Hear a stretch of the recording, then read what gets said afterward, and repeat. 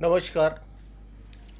जो हम लोग सेफ्टी पाठशाला के थ्रू एक जो हम लोगों ने पहल करी है कानपुर की इंडस्ट्री और आसपास में जो भी और भी इंडस्ट्रीज़ हैं उनके लिए भी, और उसमें जो विषय हमने उठाया है वो है फायर सेफ्टी से रिलेवेंट, और इंडस्ट्री में और भी जो सेफ्टी के एस्पेक्ट्स होते हैं उन पर हमने एक विशेष चर्चा की जो सेशन से स्टार्ट करें। उसमें आज का जो विषय है वो है फायर केमिस्ट्री और वेपर क्लाउडिंग क्या होती है, जो आग लगने का मेन कारण होता है। क्योंकि ऑक्सीजन और इग्निशन सोर्स तो कहीं भी हो सकता है, लेकिन ये एक मुख्य कारण है जिसकी वजह से इंडस्ट्री में या कहीं पे भी आग लग सकती है।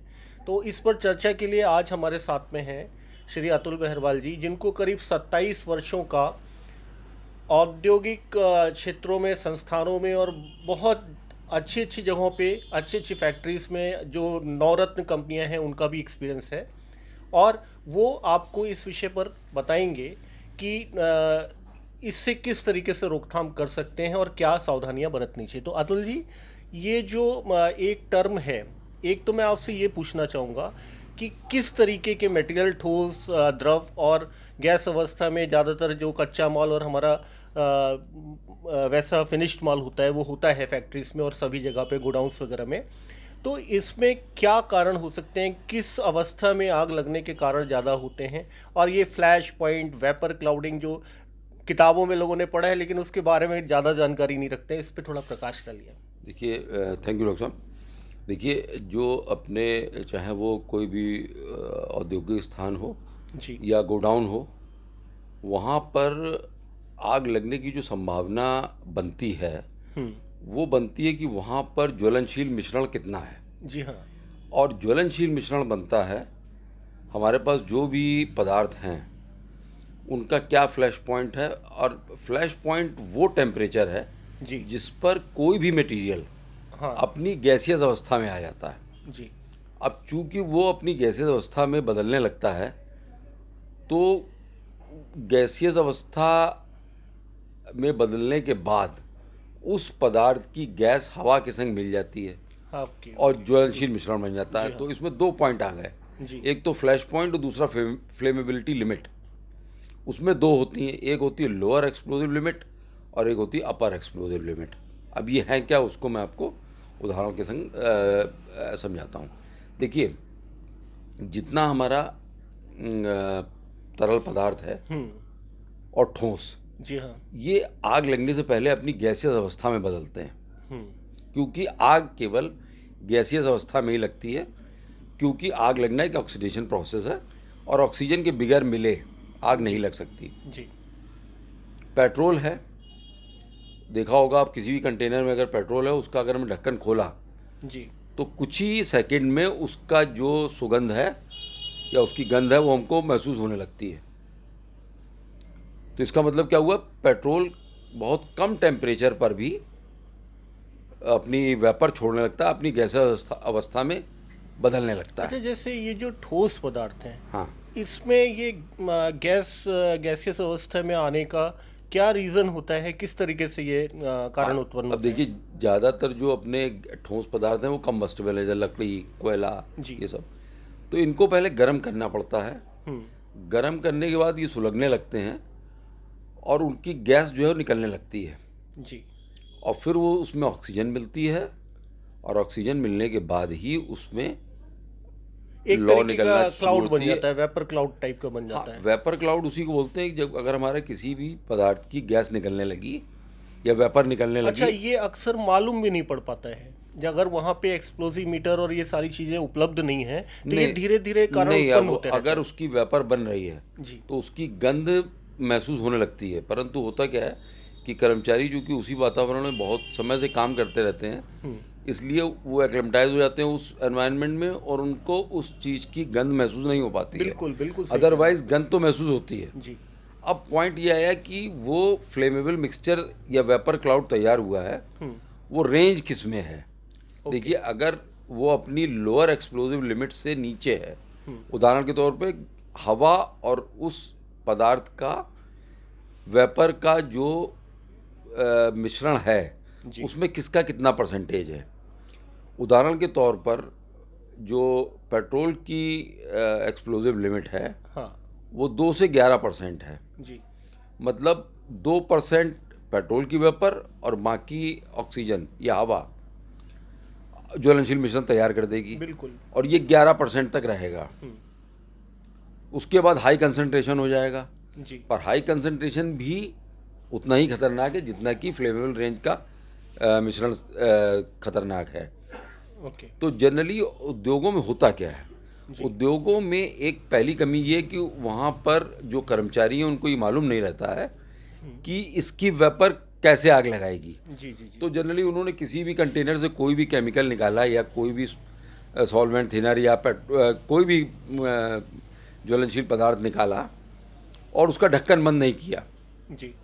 अब वो वहाँ से रिस रहा है, वो उसकी गैस धीरे निकल धीरे रही करके है। वो एटमॉस्फेयर में हाँ, मिक्स होकर एक क्लाउड बनाता जा रहा है। वो क्लाउड एक वो जगह हर जगह इकट्ठा हो रहा है जी। और अपनी फ्लेमेबल रेंज में आ गया। और उसके बाद उसको अगर कहीं से कोई इग्निशन सोर्स मिल गया, अब वो इग्निशन सोर्स कई प्रकार का हो सकता है। वो शरीर में बनने वाला स्टैटिक चार्ज भी हो सकता है, बिल्कुल, मैं इसी या बात पर आने वाला हाँ, था कि या ये वो स्टैटिक चार्ज क्या होता है। स्टैटिक चार्ज जनरली आपने कभी देखा होगा कि जब कभी आप कहीं से चल के आए या काफ़ी देर बैठे रहे किसी चेयर पर, उसके बाद आप उठे और आपने कोई भी दरवाजे में लगा हुआ लोहे का हैंडल छुआ तो आपको एक झटका सा महसूस होता है। बिल्कुल। तो वो हमारी बॉडी चार्ज हो गई है और हमारा चार्ज डिसिपेट किया उस मेटल के हैंडल पर। जी। वो जो चार्ज स्पार्क गया उसका टेम्परेचर 2400 डिग्री सेंटीग्रेड के आसपास होता है। बिल्कुल, जो मेरी जानकारी है यहाँ पर या। कानपुर के आसपास और भी कई इंडस्ट्रीज में या। इस तरीके के स्टैटिक, जो उनका रूट कॉज एनालिसिस करने के बाद मालूम पड़ा, जब करोड़ों का नुकसान हो गया तो मैनेजमेंट ने ये देखा कि वहाँ तो वो कारण था, एक बड़ा सिंपल सा कारण था जिसके बारे में लोगों को जानकारी स्टैटिक चार्ज की वजह से यहाँ स्टैटिक चार्ज हो गया। जी। दूसरा एक और बहुत बड़ा कारण है कि जूते में कील लगी हुई है सोल में, जी। या सोल में कोई गिट्टी फंसी हुई है हम्म। और वो फर्श पर रगड़ गई, हाँ, ये मैकेनिकल चार्ज बन गया। थोड़ा सा हाइपोथेटिकल लगता है, बट लेकिन ये जो सेफ्टी का विषय है उसका पहला जैसा मैंने आपको कभी सुना भी है कई प्रोग्राम्स में, तो ये जो आप कहते हैं ना कि जहाँ ना जाए रवि वहाँ जाए कवि, तो सेफ्टी का पहला कंसेप्ट तो यही है कि हमारा ये इमेजिनेशन होना चाहिए कि ये हादसा हो सकता है, क्योंकि हम लोग प्रिवेंशन पे काम कर रहे हैं। जब तक हम उन होने वाले कारणों को अपने मन से सोचेंगे नहीं और सिर्फ ये बना के बैठेंगे कि नहीं भाई कंप्लायंस पूरा हो जाए, तो ये कंप्लायंस का विषय नहीं है। हमको अपनी लोगों को बचाने के लिए वर्कफोर्स और अपने जो इतनी मेहनत के बाद हम एक फैक्ट्री के लिए चीज़ बनाते हैं उसको बचाने के लिए इन पे जरूर काम करना चाहिए। देखिए, ऑडिट में हम लोग जो जितनी चीज़ें देखते हैं ना जी। उसमें ही प्रोबेबल कॉजेज हैं। ओके। अब देखिए, ज्वलनशील वातावरण को ख़त्म करना बड़ा मुश्किल काम है। जी। वो हम तब ख़त्म कर पाते हैं जब वो फैक्ट्री का मैनेजमेंट और एम्प्लॉय, बिल्कुल, उनको हमने पूरी तरह से आश्वस्त कर रखा है कि साहब आपका जो सेफ्टी के प्रति इन्वेस्टमेंट है वो खराब नहीं जाएगा। बिल्कुल। Loss control and loss prevention, इससे बर्बादी भी रुकती है, बर्बादी भी रुकती है। उदाहरण के तौर पर अभी आपको एक मैं फैक्ट्री का एग्जांपल दे रहा हूँ। वहाँ पर उनको अपने एक जगह पर पेट्रोल को हल्का सा लगाना होता था। हाँ। अब वहाँ पर वर्कर्स को मालूम नहीं था, वो एक कंटेनर, खुले हुए कंटेनर में पेट्रोल लिए बैठे हुए थे। बिल्कुल। और उसको हाथ से लगा रहे हैं। अब हाथ से लगाना अपने आप में एक हेल्थ इशू है, ऑक्यूपेशनल हेल्थ इशू है, क्योंकि उससे डर्मेटाइटिस हो जाएगी, leading to skin cancer also. Right. अब वहाँ पर फिर मैंने उनको कहा कि अब ये जो पेट्रोल की वेपर बन के उड़ रहा है जी। उसकी जगह आप छोटे से बॉटल इस्तेमाल कीजिए विद अ नोजल, जहाँ लगाना है वहाँ हल्का सा लगा लिया जितना ज़रूरत है। तो उससे एक तो कंटेनमेंट हुआ कि जो हमारा एवापोरेशन लॉस हो रहा था पेट्रोल का वो रुक गया। तो उन्होंने मुझे बताया बाद में कि महीने में मुझे करीब 40 लीटर का फ़ायदा हो रहा है। बिल्कुल। तो देखिए, फायर के केस में बर्बादी की भी रोकथाम है, और ये इन्वेस्टमेंट जो इस प्रिवेंशन के पार्ट पर फैक्ट्रीज करेंगी, मैनेजमेंट करेगा, ये जो वो प्रशिक्षण उनका है, ये वो उनका उनके वो high return on investment long है। टर्म उनको हाँ, फायदा लॉन्ग टर्म उनको एक तो बच जा रहे हैं। जी। देखिए, एक तो हम इस बात पे काम कर रहे हैं कि ज्वलनशील मिश्रण ना बनने पाए। बिल्कुल। जहाँ तक पॉसिबल हो हम उसका गैसियस अवस्था में तब्दील होना रोक सकें, जी। उसको रोकें। साथ ही साथ हम इग्निशन, और वो सिर्फ एक ही तरीके से पॉसिबल है जब उनकी वर्कफोर्स को इस विषय पर उचित पूरी जानकारी दे मिले, दी जाए। प्रशिक्षण मिले, और वो स्वयं अपने को सेफ रखने के लिए, अपने प्लांट को और आसपास की जो कम्युनिटी है उसको सेफ करने के लिए काम करें। जी हाँ, क्योंकि जब वर्कर को ये मालूम होगा कि हमको किसी भी अपने ज्वलनशील पदार्थ के कंटेनर को खुला नहीं छोड़ना है, जी उसको टाइटली बंद करना है, जी तो हमारा इस तरह लॉस हो जाए, बच जाएगा। दूसरा चीज़ कि इन प्रोसेस हम कैसे उसको कम से कम वेपराइजेशन करें।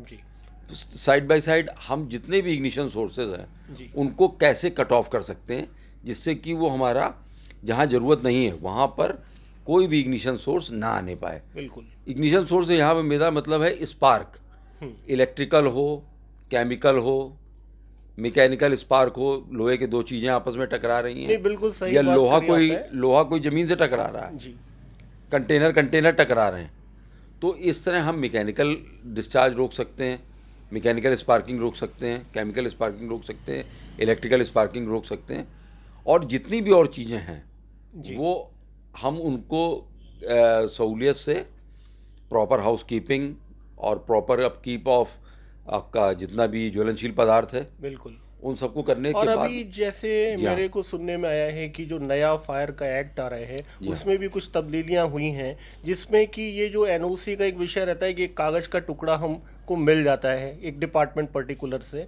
तो उस पे भी कुछ जो रीसेंट अभी अमेंडमेंट और वो इन पाइपलाइन में है, वो जो गजट होना शायद बाकी रह गया है जी हाँ, जी हाँ, देखिए उसमें क्या है। उस पे कुछ प्रकाश हाँ, डालेंगे? देखिए उसमें क्या है, वो बिल्कुल उसी टाइप का है कि जैसे हम सड़क पर चलते हैं जी तो हेलमेट लगाना है वो हमको स्वयं लगाना चाहिए, क्योंकि हमको अपने सिर को बचाना है। बिल्कुल। अब सिर को ही क्यों बचाना है? क्योंकि सिर की चोट इरेपरेबल है, उसके रिपेयरिंग नहीं होती, और उसकी सर्जरी में काफ़ी पैसा भी लग जाता है। जी पर जनरली आप देखेंगे ये कि लोग हेलमेट तभी लगाते हैं जब चौराहे पर सिपाही खड़ा हो, बिल्कुल सही कह रहे हैं आप। या 100 रुपये या 1000 रुपये का चालान बचाने के लिए। तो ये उद्यमी बंधुओं को सोचना है कि वो अपने प्लांट को पूरी तरह से फायर प्रिवेंटिव करना चाहते हैं, या वो केवल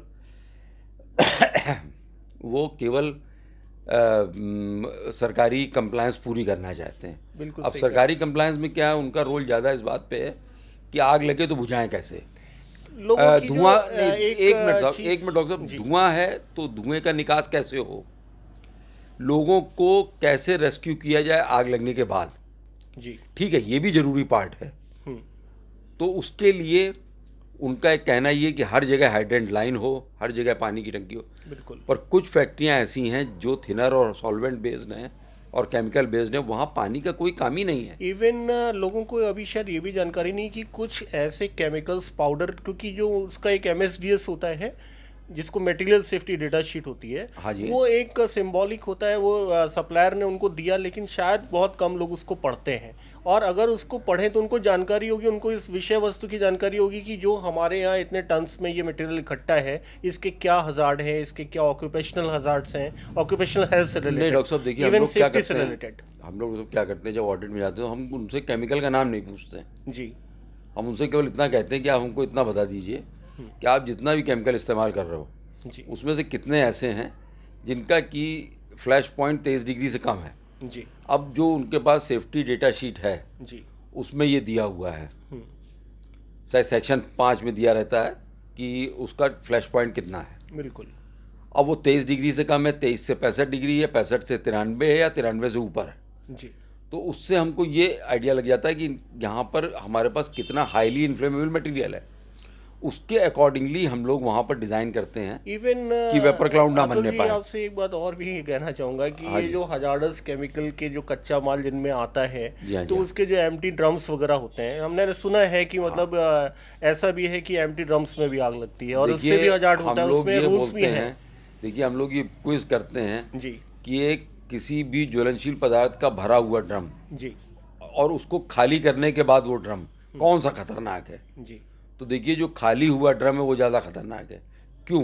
क्योंकि जब मटेरियल उससे निकाल लिया गया जी तो उसमें जो रेजिडुअल मटेरियल बचा जी अब वो वेपर में बन गया, और जब तक उसकी हवा अंदर नहीं गई तो मटेरियल बाहर आया नहीं। तो अब अंदर हवा भी मौजूद है और उस जो बचा हुआ मटेरियल है, जो रेजिडुअल मटेरियल है, उसकी वेपर मौजूद है, तो अंदर ज्वलनशील मिश्रण तैयार है।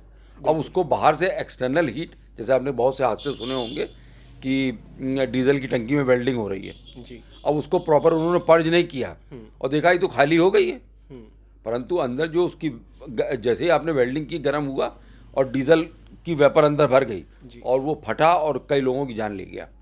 इसी तरह कई लोग इस तरह के खाली ड्रम वेल्डिंग के लिए इस्तेमाल करने लगते हैं, कहीं उनको ऊंचाई पर खड़ा होना है, वो उस तरह के कंटेनर इस्तेमाल करने लगते हैं ऊंचाई पर खड़े होने के लिए। तो वहाँ पर वो जो जब स्प्लिंटर्स गिरते हैं जी। तो वो ड्रम फटते हैं। तो वो कारण यही है कि उसके अंदर ज्वलनशील मिश्रण रहा हुआ है। इसीलिए हम लोग ये कहते हैं कि एम्प्टी ड्रम आप हमेशा खोल के रखिए, उसको हवा में खुला छोड़ दीजिए, नहीं, ये जिससे कि उसकी सारी वेपर निकल जाए। EHS का है, इसमें एनवायरमेंटल लॉस भी कहते हैं कि आपको उनको एम्प्टी ड्रम्स को किस तरीके से डिस्पोज ऑफ करना है, और वो एक कागजी कार्रवाई होती है, और बड़ी बड़ी कंपनियां ऐसा करती हैं, लेकिन ऐसा उचित नहीं है। वो हम लोग देखिए सेफ्टी पॉइंट ऑफ व्यू से रखते हैं जी। कि आप उसको पूरी तरह से ड्रेन ऑफ कर दीजिए, जी। जिससे कि उसके अंदर वेपर ना बची रह जाए। जी।